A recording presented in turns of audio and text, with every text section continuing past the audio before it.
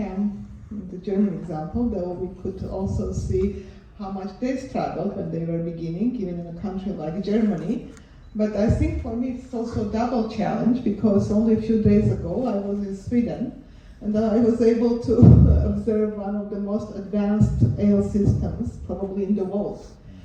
So I think that both of Germany and Sweden are, they have different systems, different adult education systems, but they both can inspire us, can set an example. And they have done so, especially Germany, in the past 20 years. And whatever we were able to achieve probably was because we were inspired and we were supported by our German colleagues. So 20 years ago,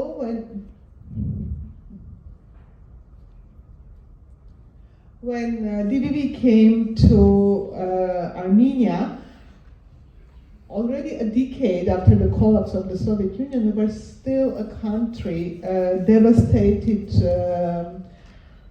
from a very powerful earthquake in 1988, from 5 years of deadly war from 1988 to 1994, then also from drastic economic changes that were happening in the country, going from planned economy to capitalistic approach. So there was a big need for coping skills, for transition and transformation in the new society, to adapt to the new market, to also adapt to new relations in the society. And what DVV did in the first couple of years, they focused on large-scale skill development in farming, in traditional crafts, in computer literacy, and mostly the intervention partners were vet institutions in those first years. But as development partnership and assistance evolved, it was clear that we also needed to think about sustainability of our efforts, of our future, about structures, but most importantly, we needed to be closer to our beneficiaries. We needed to be in the communities. And vet institutions were not very much skilled to be community-based organizations. And that's when, starting somewhere in 2007, we started thinking about adult education center models. Since then, in the last 20 years, we have experimented with a few models. We do not have a system yet. We are just working around these models and hoping that there would come a time that there would be a model that would be adopted by the state, replicated by other CSOs. But still, I would like to present what those models are. So basically, and understandably, in the first year, there was this thinking that we should identify existing civil society organizations or community centers and delegate and integrate adult education and learning into their activities. Our first partner in this was the center affiliated with the church in Gyumri, the second largest city of Armenia. Gyumri was very badly hit by the earthquake. It had a very high rate of poverty, and population-wise, it was the second city in Armenia. So basically, there were a couple of factors why Gyumri was selected as our first place of intervention. However, in terms of the model, what we were thinking, what colleagues who worked back then, especially Nazaret, and I want to say Nazaret's name aloud today because he has done a lot for this, bringing these systems into Armenia. We were thinking that these are organizations, and specifically this one organization that have infrastructure in place, that has other funding sources, so some level of stability, especially in terms of administrative costs, sharing those administrative costs, and also providing other services that are essential to AL2, especially in countries like Armenia, in transition, at that level, poor countries, not even middle income level that we are now, and also reach out to beneficiaries. So basically, that was what we thought about our first model and our partnership with Haj Meruk. DVD is on board of this center now, and since 2007 we have continued our work with them. Our second model was different. We thought that we should put ale in the center, and we should have commitment from municipalities, and we should jointly invest together with municipalities into a center that would serve the population of that municipality. That's why in 2013, an open call for the south municipalities of Armenia was announced, and municipalities had to compete for DVB's funding, but they had also to commit to invest into the centers together with DVB. So that's how our CSAM Adult Education Center came into being. And translation is but I hear also the translation. Sorry, just because the translation is also being heard here, and that's why we have some instructions. Okay, sorry very much. So what was our thinking with this model? As I said, we should put ale in the focus. Ale should be a priority. We should have co-investment and commitment from municipality that the center serves. And interestingly, we had two interesting developments. In these cities, in CSAM, we didn't have a lot of civil society organizations.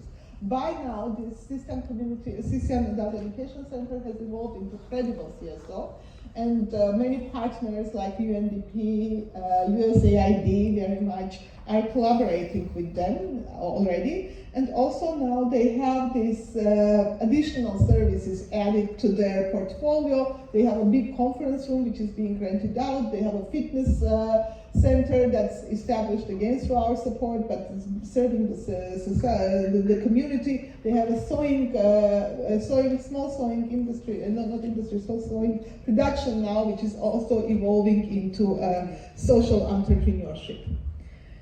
The third model was using third-party funds for establishing a center.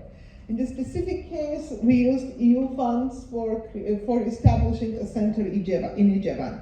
The thinking was very much like in case of CSAM Adult Education Center, that we will start from scratch, that the ale will be in the center, that we will have more funds that generally available through DDB, and that local partners will be involved from the very beginning. Some of this worked very well, mostly I would say the first two models. The third model not so much, but not because it didn't work as a model, but because there was an issue with local partners who were claiming ownership of the center. And unfortunately, when I present our centers today, I wouldn't be speaking about Ijevan Center because we had to let go. This was one of the biggest concerns and issues that happened throughout these 20 years that's really making us think that we should always strive to create things that are sustainable. And finally, I want to speak about something else. Through our different projects, through EU, a few years ago we were implementing EU for Culture project in Armenia, 4-year project.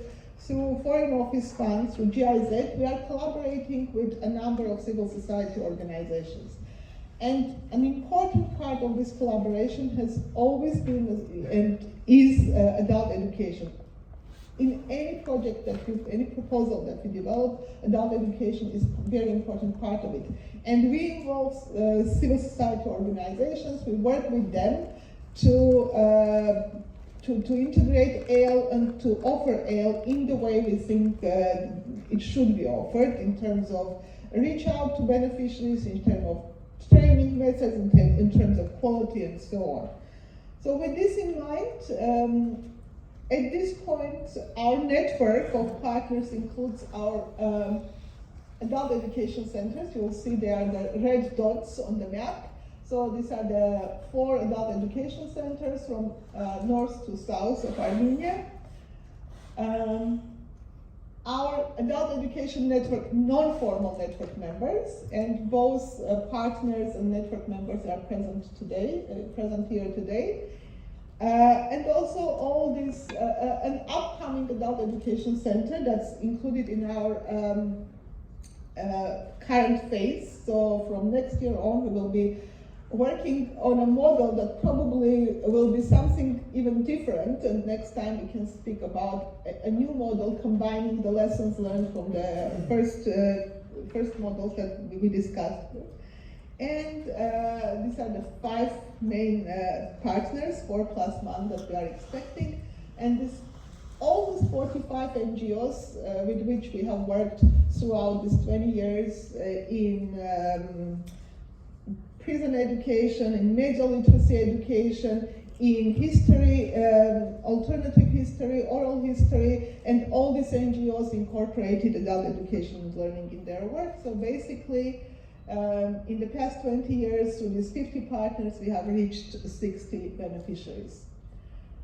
However, I wanted to speak a little bit also how we support our adult education centers. The support formats are probably the same as you do in your own countries. Basically, the first and foremost is the financial support, which is a guarantee for sustainability. We do not provide much money to our centers. I could voice now that it's around 15,000 euros per year to each center, and of it, around 3,000 to 4,000, which is a very minor amount, is administrative cost. The rest goes to programs. But you will see, and you have seen throughout the day how much they are able to accomplish with this small funding, and leveraging this funding also by other sources, as we were discussing. With this funding, we were able to put all infrastructure in place. Most of our centers have workshops, classrooms, meeting rooms, and equipment. All of this was provided through dividend support.